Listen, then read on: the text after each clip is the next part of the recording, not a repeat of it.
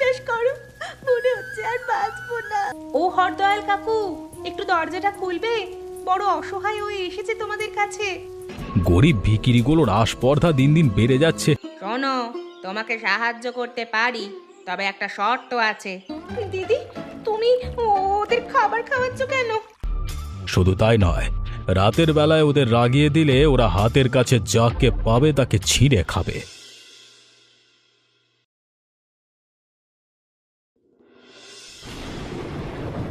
ও দিদি, আমার খুব ঠান্ডা লাগছে গো।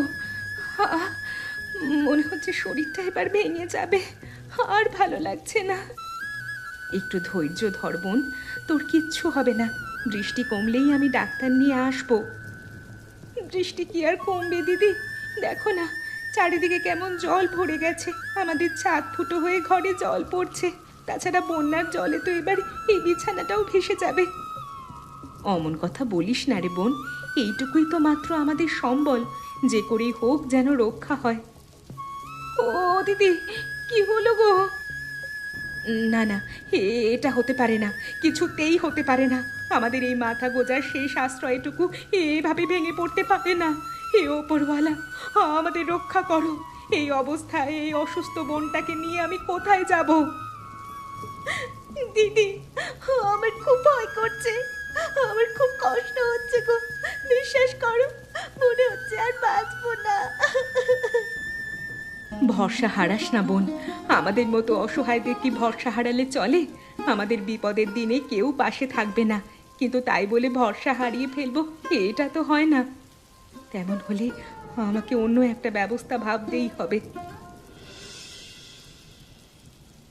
আর একটু কষ্ট কর বোন আমার, এবার একটা উপায় ঠিক হয়ে যাবে। কি উপায় হবে দিদি? এই বৃষ্টির মধ্যে ভিজে ভিজে আমার খুব ঠান্ডা করছে, আমার কাঁপুনি দিচ্ছে। তুমি কোথায় যাচ্ছ? এই দেখ না, সামনে হরদয়াল কাকুর বাড়ি।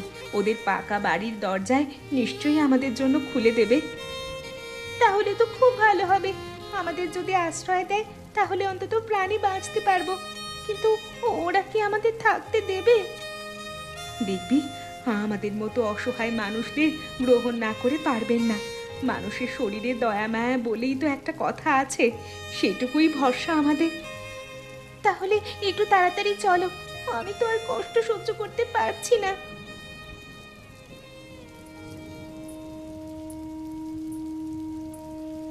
ও হরদয়াল কাকু, একটু দরজাটা খুলবে? বড় অসহায় হয়ে এসেছে তোমাদের কাছে। কাকু, কাকু, আমার প্রাণ যাচ্ছে, দরজাটা খুলে দাও না একটু। আমাদের মাটির টিনের ঘর দুয়ার সব ভেসে গেছে। দেখেছো তো, নির্লজ্জ আবাগির বেটিগুলো ঠিক এসে জুটেছে। ভিখিরিগুলোকে বুঝেও নেয় না, এখন আমাদের দরজায় এসেছে মরতে। দরজা খুলবে না একদম। যদি দরজা খুলেছ তো তোমার একদিন কি আমার একদিন। আমি কিন্তু এই বাড়িতে একটা হুলুস তুলুস কাণ্ড বাঁধিয়ে ছাড়বো। দেখে মনে হচ্ছে দুজনে মরতে বসেছে। আমাদের বাড়িতে ঢুকালে গরিবের রোগ ব্যাধি আমাদের শরীরে লাগবে। কাকু, কাকু, শুনতে পাচ্ছ? আমার বোনটার বড় শরীর খারাপ, তুমি দয়া না করলে যে ও মরে যাবে। আরে যাও যাও, এখান থেকে বিদে হও তোমরা, এখানে জায়গা নেই তোমাদের। রোগ হয়েছে তো হাসপাতালে নিয়ে যাও। আর বাড়ি ভেসে গেছে তো আমাদের এখানে কাঁদতে এসছো কেন? আমাদের বাড়িটা কি সরকারি ধর্মশালা নাকি? হ্যাঁ, তোমাদের রোগ আমাদের এখানে ছড়াবে, আমরা ঢুকতে দিতে পারবো না। চল। কাকু, কাকু, দয়া করুন, একটু শুকনো জায়গা, একটু গরম জল আর একটু ওষুধ না পেলে যে আমি মরে যাব কাকু। মরতে হয় অন্য জায়গায় গিয়ে মরো, আমাদের রক্ষা করো তোমরা। যদি ভালোই ভালোই না যাও তাহলে ঝাঁটার বাড়ি মেরে এখান থেকে বিদে করবার ব্যবস্থা করবো শালা। দিদি, কি হবে এখন?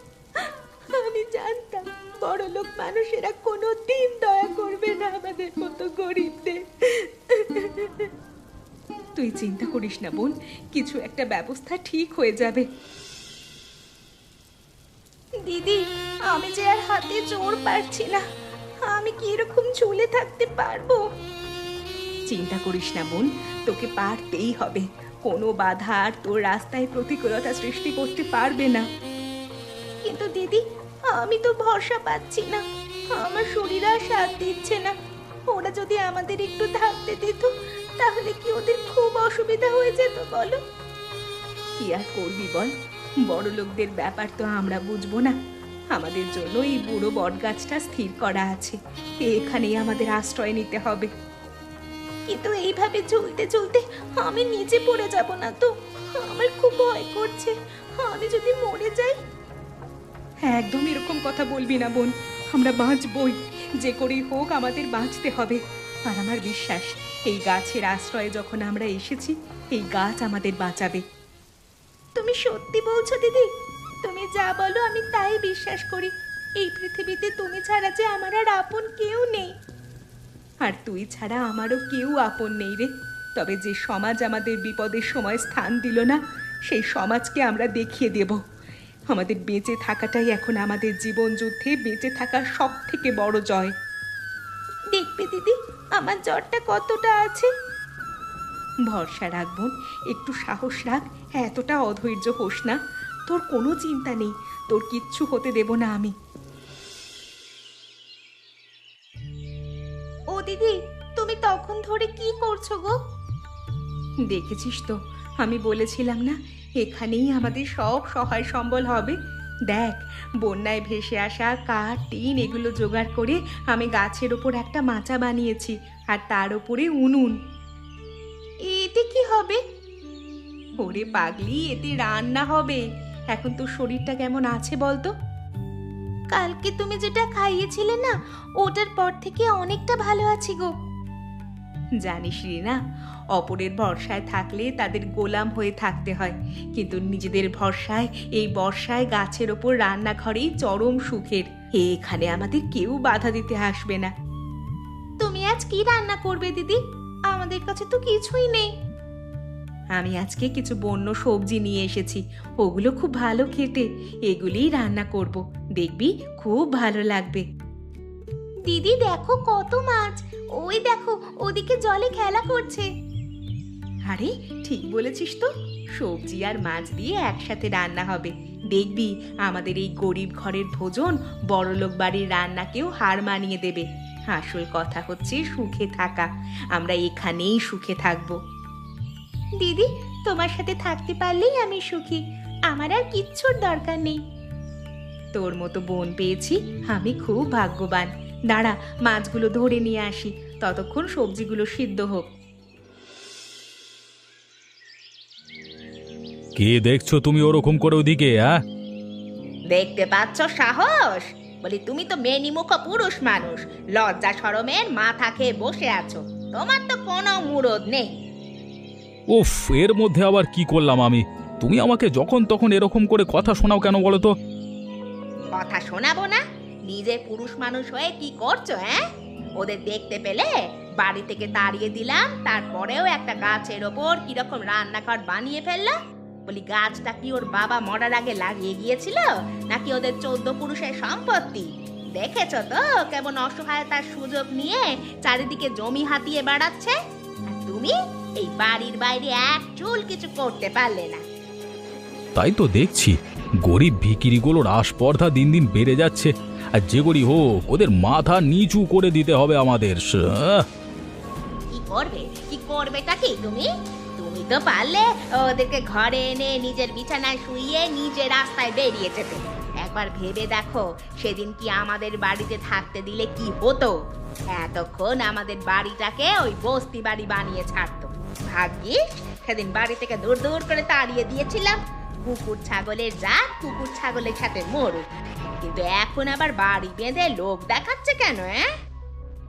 গ্রামের লোকজনদের নজর পড়বে ওদের দিকে। সেটাই তো হচ্ছে কথা। ওরা যদি এখানে টিকে যায় তাহলে আরো লোকে আসবে, আর বেশি লোক আসা মানেই কোনো না কোনো উপায় মুনাফা হবে ওদের। যে করেই হোক আমাদের আটকাতে হবে। এখন যদি শুকনো দিন হতো তাহলে গ্রামের মানুষদের ডেকে ওদের ওখান থেকে তাড়িয়ে দিতাম। তুমি কিছুই পারবে না। আর ওই ওই লোকটার অবস্থা দেখো। বাঁদরগুলোকে দেখে মনে হচ্ছে ওরাই আমাদের কাজে লাগতে পারে। আরে আমাদের কি কাজে লাগবে? দাঁড়াও না, দেখছি। ডাকো ডাকো তো, ওকে ডাকো। ও ভাই, শুনে যাও এদিকে। আরে হ্যাঁ হ্যাঁ, তোমাকে বলছি এদিকে এসো।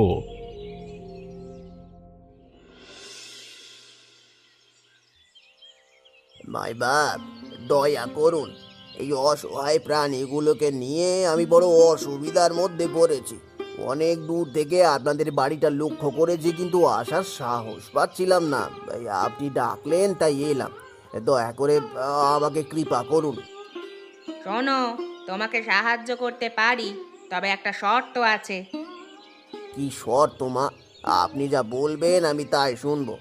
আমাকে শুধু আদেশ করুন। এই নাথু মাদারিওয়ালা এখন থেকে আপনাদের সেবার দাস। শুধু তাই নয়, তুমি যদি একটা কাজ করে দিতে পারো তাহলে আমি তোমাকে ওই ভাঙা নৌকার বদলে একটা নতুন নৌকা কিনে দেব, আর নগদ 5,000 টাকা বকশিস দেব। তোমার জীবন বদলে যাবে নাথু। এতদিনে তিনি মুখ তুলে চেয়েছেন, তার কৃপাতেই বোধহয় আপনাদের সন্ধান পেয়েছি। এখন শুধু আদেশ করুন আপনি। ওদিকে দেখতে পাচ্ছ ওই বট গাছটায় দুটো বোন বাসা বেঁধেছে, কিন্তু ওটা আসলে আমার জমি। তুমি তোমার বাঁদরগুলো দিয়ে ওদের তাড়িয়ে দাও ওখান থেকে। ওদের সব জিনিসপত্র ভেঙে চুড়ে দাও একবারে। একটাও জিনিস ওদের নয়, সব বন্যার জলে ভেসে এসেছে। লোকের জিনিস ওরা সংগ্রহ করে এখানে নিজেদের নামে চালাচ্ছে। আর ওদের প্রশ্রয় দিলে গোটা জায়গাটা নিজেরা করে নেবে। বাবার জায়গা নাকি ওদের? তোমার এই বাঁদরগুলো দেখছি বেশ হিংস্র জাতের। ওদের প্রশিক্ষণ ঠিকঠাক দিয়েছো তো? তোমার কথা শোনে তো? আজ্ঞে মা ঠাকরুন, আমি যা বলবো ওরা তাই শুনবে। তবে আমার একটা আর্জি আছে। তোমার আবার কি আরজি? দেখো, বেশি জ্ঞান দিতে এসো না। তুমি গরিব মানুষ, আমরা তোমাকে ডেকে নিয়ে এসে সাহায্য করছি, এটাই তোমার জন্য যথেষ্ট পাওয়া। এ তো হক কথাই বলেছেন, কিন্তু অগ্রিম আমার 1,000 টাকা চাই। এক নয়, আমি 1,500 টাকা দেব। আর কাজ মিটে গেলে বাকি টাকা সঙ্গে তোমার নতুন নৌকা সব পাবে। তুমি শুধু কাজটা ঠিক করে করে দাও।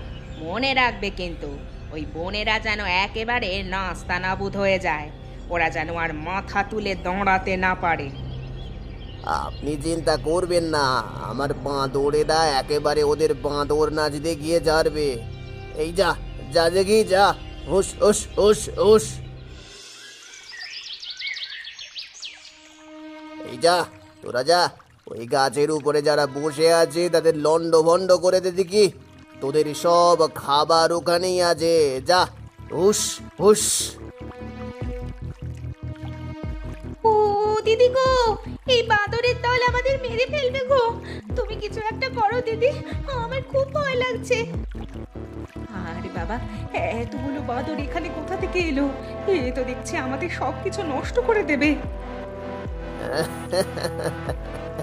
কেমন মজা! গাছের উপর ঘর বানানো হয়েছে, আবার রান্না করা হচ্ছে।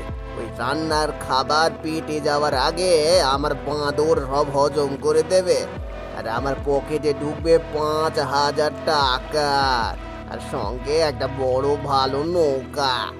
একেই বলে কারোর পৌষ মাস আর কারোর সর্বনাশ। তুমি কিছু একটা করো না ও দিদি। দাঁড়া দাঁড়া, একটা বুদ্ধি এসেছে মাথায়। এটা কি করছে রে বাবা ধাড়ি মেয়েটা? দিদি, তুমি ওদের খাবার খাওয়াচ্ছ কেন? দেখ না কি হয়। এসো বাছা, তোমাদের খিদে পেয়েছে, তোমরা যত্ন করে খাও, যত ইচ্ছা খাও।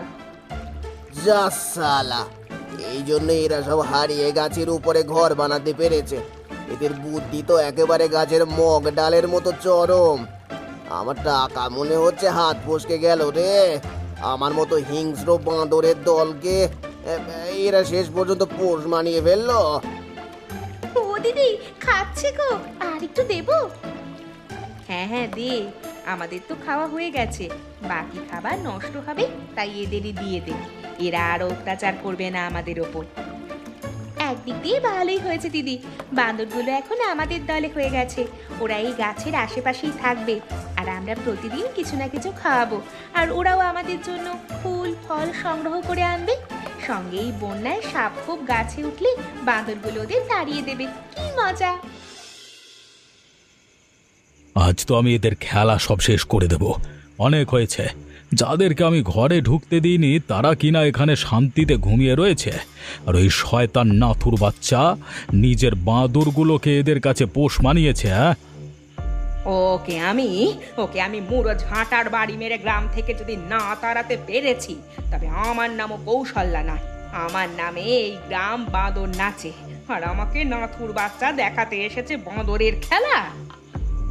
মালটা নিশ্চিন্তে কেটে পড়েছে, জানে ওর বাঁদরগুলো এখন নিশ্চিন্তে খাওয়া দাওয়া করছে, শান্তিতে আছে। নিজে আবার দেখো কার বাড়িতে গিয়ে জুটেছে। ওর জটার মাথায় আমি ঝাঁটার বাড়ি মারবো, দেখো না, একটু জলটা কমতে দাও, ওকে আমি ঠিক খুঁজে বার করবো। তবে আমাদের এখন আর কাজটা ঠিকঠাক করে করতে হবে, খুব সাবধানে।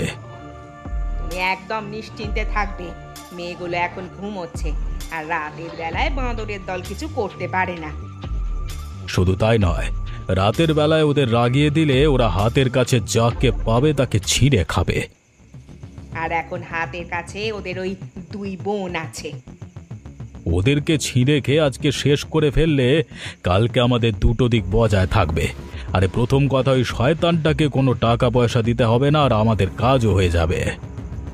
চলো চলো, আর বেশি কথা বলে লাভ নেই, কাজে লেগে পড়ো।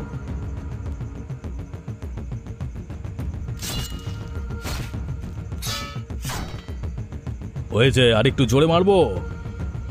তোমার বুদ্ধিটা কি আরো মোটা হয়ে যাচ্ছে নাকি? এরকম ছুটোর গায়ে হাত বোলালে এত বড় গাছ কখনো কাটে? এমন ভাবে মারো যাতে পুরো গাছটা ভেঙে পড়ে, আর ওদের শুদ্ধ ভেঙে পড়ে। ওরে বাবা, কি হলো রে এত রাতে? ওই বোন, দেখ রে, কেউ কি আমাদের গাছের ক্ষতি করতে চাইছে নাকি? ওরে বাবা, এরা তো এদিকে আসছে তেরে। হ্যাঁ বাবা, পালাও পালাও, আমাদেরকে ছিঁড়ে খাবে। ওরে বাপ, ওরে বাপ, এবার আমার বউ নির্ঘাত বলবে বাঁদরেও আমাকে ছাড়ে না, আমি বাঁদরের থেকে অধম। রে বাবা,